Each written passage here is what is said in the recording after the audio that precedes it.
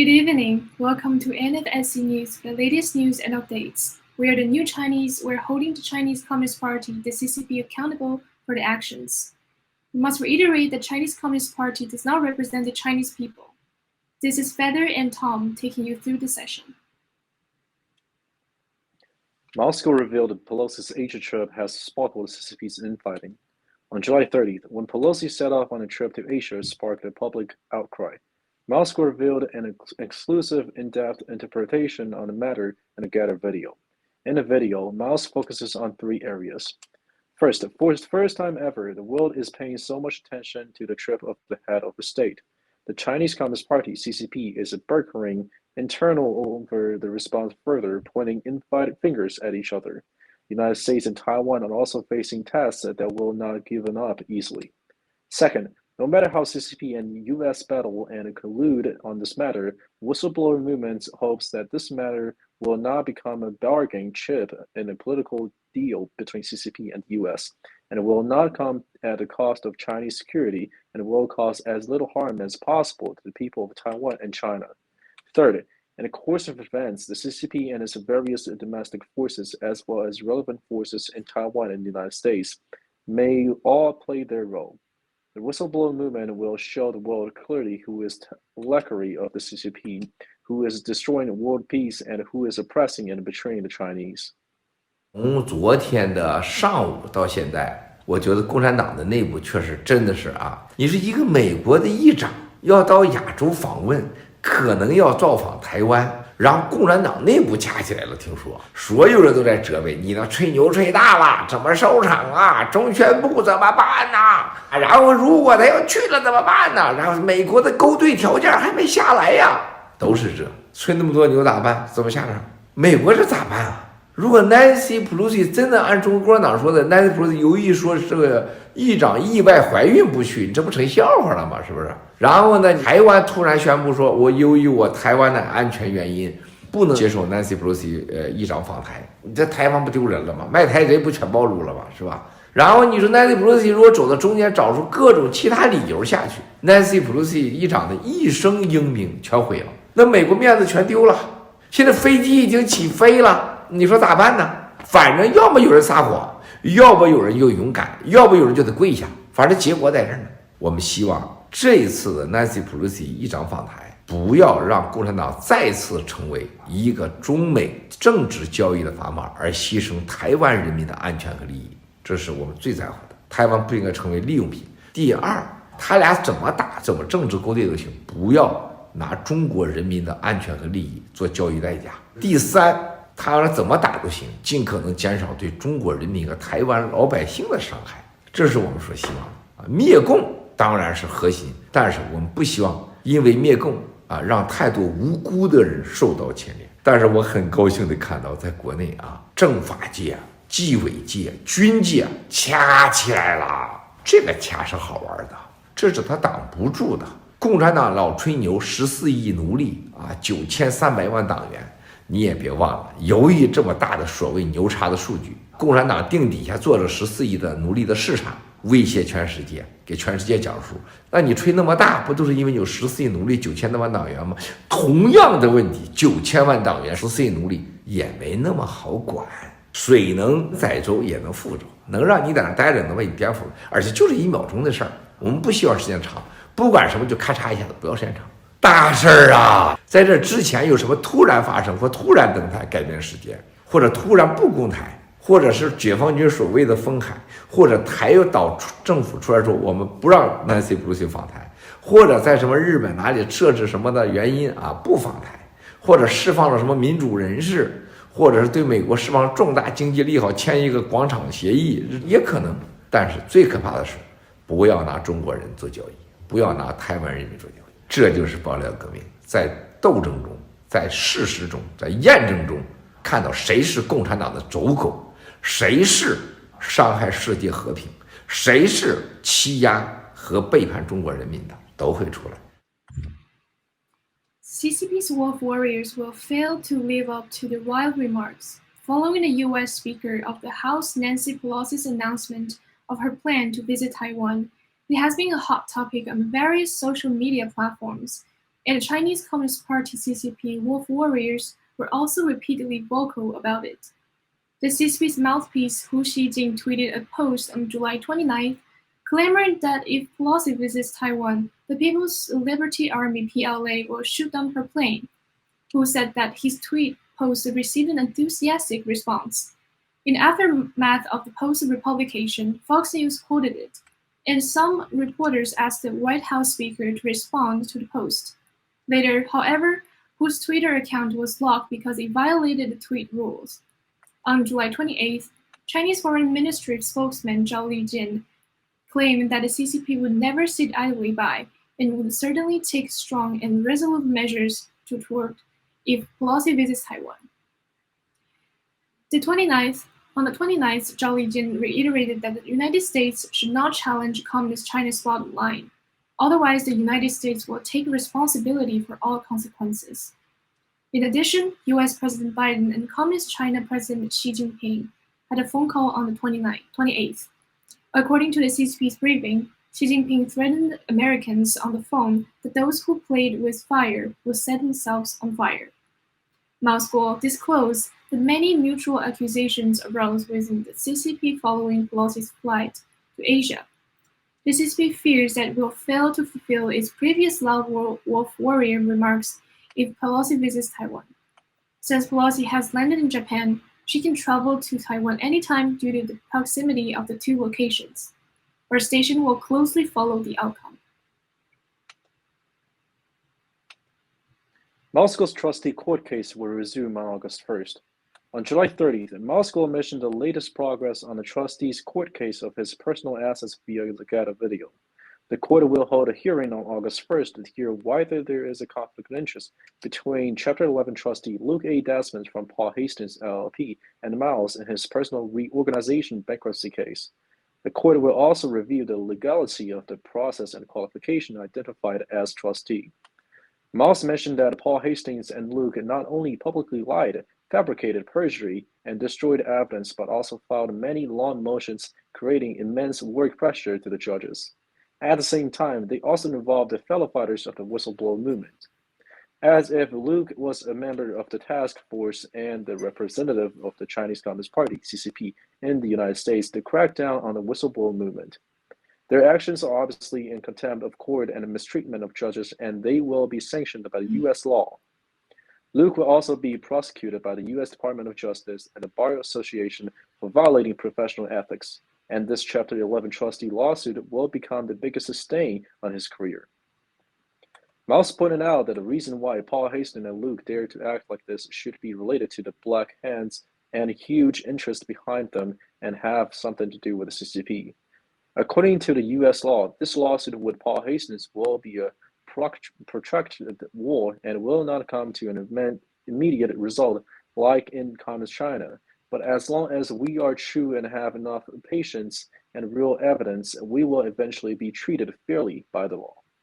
就像那个现在在8月1号要在 Trustee 所谓的 Luke 普恒的普黑斯汀瞪眼撒谎，瞪眼做假事，瞪眼做假文件，他一定会受到美国法律的惩罚。就这发一个 motion 一个 motion， 几百页的往上发，上千页的发，你这不是藐视法庭、虐待法官吗？怎么能让法官几千页看文件？我们都心疼啊，是吧？然后呢，竟然把爆料革命战友都拉进去，他已经不是 trustee 了，他是中国共产党驻美国虐待爆料革命代表，他应该是灭暴小组成员，疯狂不？8月1号下午开庭会审核，法官会决定好几个关于陆克、普恒是否有 conflict， 是否应该对他们所有的确定 trustee 的过程进行 discover， 还有他的合格资格 discover。咱们的律师非常专业，非常的棒。好玩，所以说8月1号往后，这不会100%像你想象一下就结束了，咱赢了，他赢了，不可能的，那不是美国法律，那是共产党的纪委。美国法律最后在法庭，不管多长时间，只要你是真的有理的，就会得到公正待遇。只要你有足够的耐心和真实的证据，最终你会得到一个真相，最起码有一个基本公平的结果。我深信不疑，这个 Luke 会被美国司法部等他的律师协会起诉，违反职业道德，而且他被委任trustee的事情一定会成为他一生当中最大的侮辱，因为他完全是宣假誓、说假话，超越信托人的范围。例如他说普恒没有 conflict， 现在已经不是 pass 了，什么旧漏啊等等等一堆的 conflict 全出来了。普恒就在这种情况下，一个10几亿美元律师事务所，上千人律师事务所，瞪眼违反法律，攻击法律，藐视法庭，何来的勇气呢？和共产党什么关系呢？没有巨大的利益和背后的黑手的推动，他会这么干吗？一个资本主义的社会。CCP's political infighting and economic disasters will inevitably lead to food crisis and social catastrophe. During the live broadcast on July 27th, Mao School talked about CCP's status quo and development trend, saying that unprecedented fierce political infighting and unparalleled economic disasters will inevitably contribute to the food crisis and social catastrophe on Communist China. Mao explained that the political crisis of the CCP regime will make all factions within the party launch political struggles like cultural revolution for self-preservation. However, the political struggles themselves would undermine the foundations of economic operations and create economic chaos.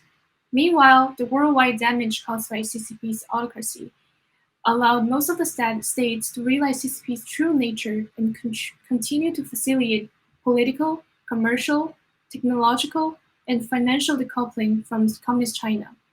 After CCP was completely excluded from the global supply chain, its closed-door economy was bound to collapse, and all the advanced science and technology developed during the integration into the civilized world would dissipate. The next 1 or 2 years will witness CCP's death threats, after which the frothy real estate industry, finance, and livelihood will all crash, and 80% to 90% of economic activities will stagnate. The revival of the plain economy will lead to a catastrophic food crisis like North Korea, making the daily food and calorie intake reduced to 5% of the current intake. Miles noted that CCP attempts to stifle Hong Kong doomed its economy to never recover. Please watch Miles' detailed explanation. 这3场战争，第一个，共产党面临着前所未有的内部的整个的政治、经济、政治和经济前所未有的巨大灾难。他的政治斗争，上海、何曾、和王岐山、韩正以及这所有的共青团这些人，他们的斗争会有前所未有的残酷，就像当年老毛发动文化大革命前一模一样。所有人都很清楚，他们不灭习，习就是毛。那他是毛，谁是刘少奇呀？谁是林彪啊？谁是高岗啊？谁是邓小平啊？大家都很清楚。他们为了不当那个，就必须让毛得干掉。经济，当年的中国文化大革命的时候，58年到68年，中国是最好的丰收年，却饿死了几千万人。那年所谓的3亿人，就每6个人大概饿死一个，或者是10个人饿死一个，完全丰收情况，而且没有任何国际压力情况下，内部政治斗争导致粮食危机，政治危机必定导致内部斗争，内部斗争是经济危机，净粮食危机。那个时候经济是完全国家控制，老百姓所需要的物质和能量和生活物质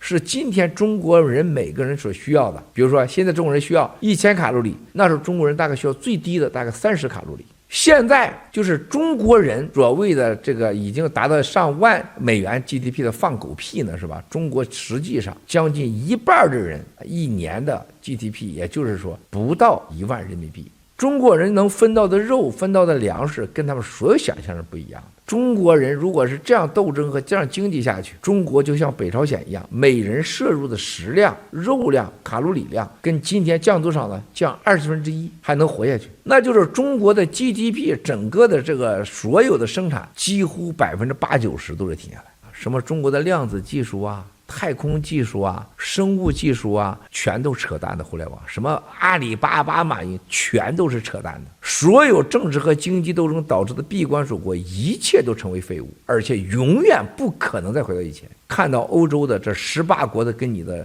供应链脱钩、贸易脱钩、技术脱钩，然后金融脱钩。他把香港给掐死那一刻起，共产党这个经济上想再回来也绝不可能。在中共所有的贸易生产线供应链的脱钩大概需要5年的时间。这说的已经从2017年我们爆料到2019年他放病毒啊，12月份到2020、21、22已经3年过去了，还有1年到2年的是垂死挣扎，这全世界的供应链全都撤出去，不可能再回去。然后中国的农业所有的污染，城市整个那种垃圾的建筑和所有的中国制造的金融泡沫都会倒下来。这是第一场战争，叫内部的政治斗争和经济灾难，必将导致粮食战争、社会灾难。这是第一。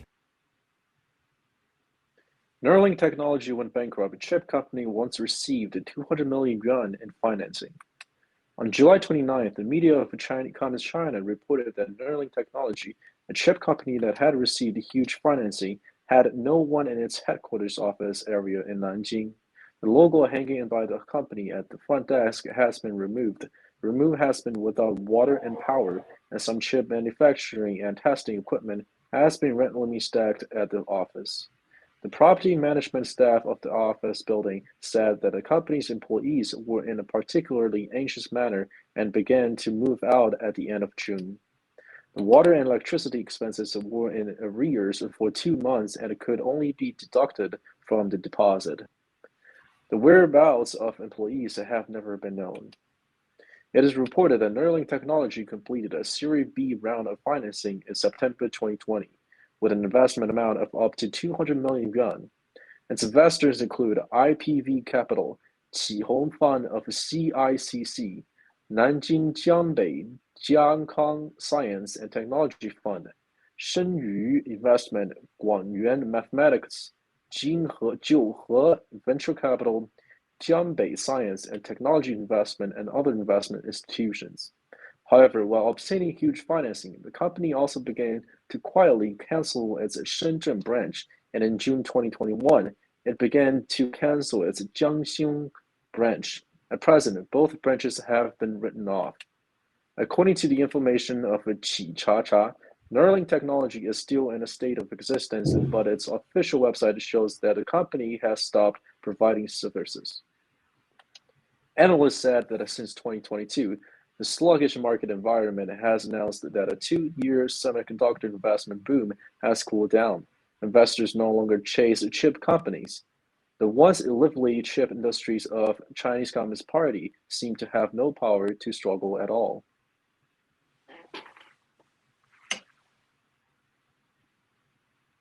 White House quietly banned sale of 14-nanometer or better chip-making gears to Communist China. On July 30th, 2 major U.S. chip-making equipment suppliers, Lam Research and KLA, said they were notified to ban the sale of the more advanced than 14-nanometer chip-making gears from exporting to Communist China, highlighting the U.S. efforts to contain CCP's ambitions. Previously, the U.S. had banned the sale of most gear that can fabricate chips of 10 nanometers or better to Communist Chinese leader Semiconductor Manufacturing International Corp. SMIC without a license. Now the standard has been expanded to 14 nanometer, and the prohibition is applied to all manufacturers operating chips in Communist China, he said MSIC, such as Taiwan Semiconductor Manufacturing Co. Limited, TSMC. It is reported that within the past 2 weeks, all the U.S. chip-making gears suppliers had received a letter from the Department of Commerce asking them not to supply 14-nanometer or better chip manufacturing gears to Communist China. In addition, the Biden administration is pushing allies such as the Netherlands and Japan to ban the sale of mainstream technology needed to make most of the world's semiconductors to Communist China.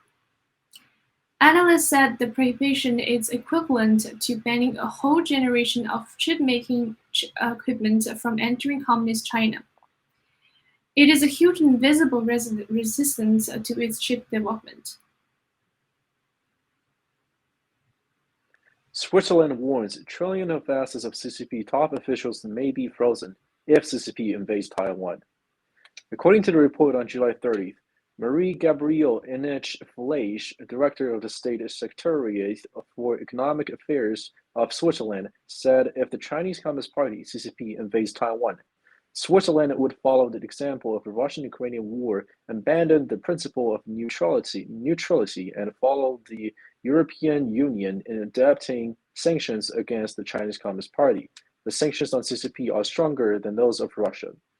NH Flage emphasized that she hopes it will never come to that, but if it does come this far, the sanctions against the CCP will be much stricter than against Russia, because the CCP has closer economic relationships with them. So the EU, US, and Switzerland also have discussed this issue more than Russia. It is reported that the Swiss Economic Secretariat is the main authority responsible for monitoring and implementing economic sanctions. In February this year, the agency adopted the European Union sanctions against the Russian individuals and companies over Russia's invasion of Ukraine. As of this month, Switzerland has frozen 6.7 billion Swiss francs worth of Russian financial assets and 50 properties. As per the data published by Swiss banks in 2019, the total amount of Chinese deposits in Switzerland had exceeded $1 trillion. While considering information from WikiLeaks in previous years, ordinary Chinese people have no chance to having savings accounts in Swiss banks. However, the CCP senior officials have about 5,000 accounts in Swiss banks, and 70% of them belong to the member of CCP's Central Committee.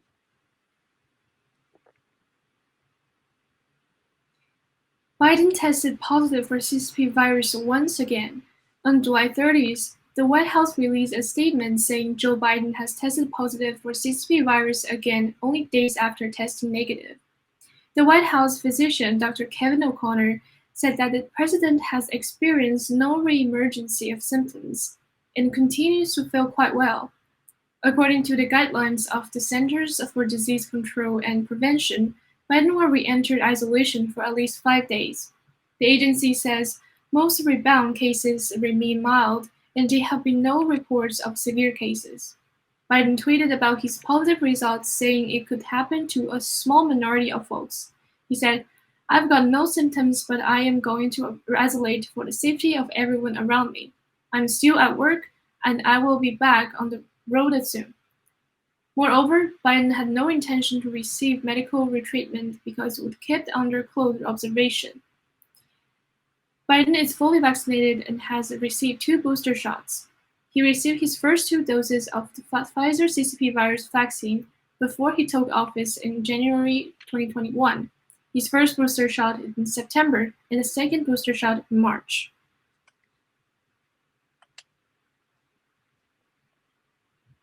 Hcoin Weekly analysis and summary.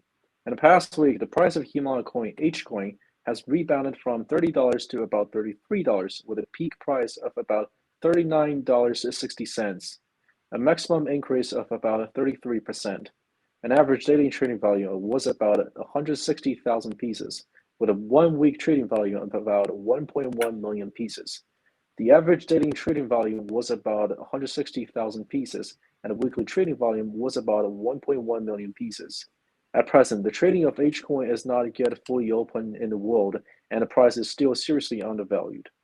Recently, Himalaya Exchange completed the acquisition of 90% of shares of Japanese cryptocurrency exchange Bitgate Co. Himalaya Coin HCN has undergone more than a dozen rounds of investigations and research by the relevant Japanese authorities over the past year, and now it has reached the final stage of processing and will soon be approved for listing. Himalaya Exchange will be acquiring more financial funds and bank licensings in Japan and will work with several Japanese banks to launch a stablecoin called Himalaya Japanese Yen. This week, Moscow said Himalaya Exchange Japan is part of Himalaya Exchange's global strategy, and Himalaya Exchange will enter the global market soon. There will be operation centers in Dubai, Kuwait, Saudi Arabia, and other Middle Eastern countries. There will be at least 5 to 10 Middle East countries that may approve the legal circulation and trading of Hcoin in the future.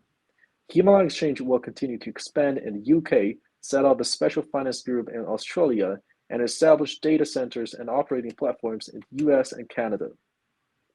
In an interview with international financial media Wealth Briefing this week, Mr. William J., founder of the Himalaya Exchange, said that a consistent global framework for cryptocurrency regulations across countries is needed, which will reduce market instability. He believes the cryptocurrency market has a bright future and it will complement fiat currencies as part of daily trading activity.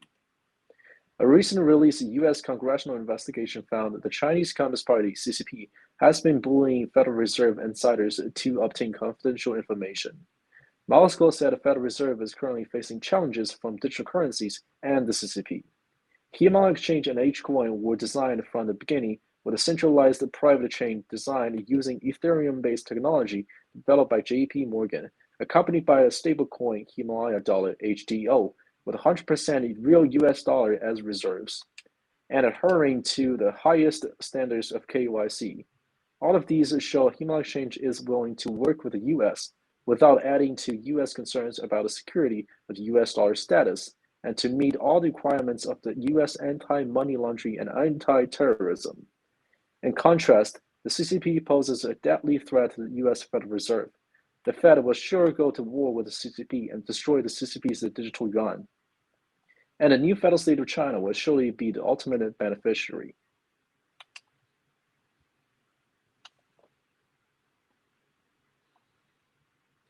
We must reiterate that the Chinese Communist Party is the root of all global disasters. Taking down the Chinese Communist Party is the only way to save humanity. This concludes our news and updates. We'll see you next time. Thanks for watching. Thanks for watching. Take down CCP! Take down CCP! Take down CCP! Take down CCP! 消灭中共是正义的需要。